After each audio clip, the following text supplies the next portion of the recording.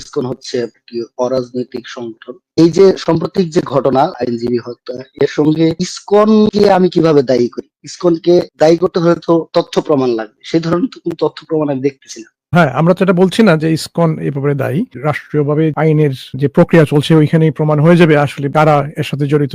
এই মুহূর্তে দেশে আমার মনে হয় এরকম একটা লিঙ্ক সবাই আসলে কি ইসকনের মধ্যে অন্তর্নিহিতভাবে এরকম কোনো কার্যক্রম আছে যার পেছনে বাহিরের শক্তি কাজ করতেছে। যেমন আজকে সকালেই ইত্তেফাকের একটা রিপোর্ট ছিল, এখানে ভারতের যে কৈলাস শহর ওইখানে ইসকনের সদস্যদের মাধ্যমে মৌলিবাজার এর যে কুলাউড়ার চাতলাপুর শুল্ক স্টেশন, ওইখান থেকে তারা আমদানি রপ্তানি বন্ধ করে দিচ্ছে। তারা এখানে রাজনৈতিক ভাবে কতটুকু পাওয়ারফুল আপনি তার পরিচয় পেয়ে গেলেন এখানে। এর অর্থ কি এরকম দাঁড়ায় যে ওরা আসলে পলিটিক্যালি মোটিভেটেড অর্গানাইজেশন, শুধু ধর্মীয় প্রচারের যে ব্যাপারটা আমরা শুনি এরকম কিছু না।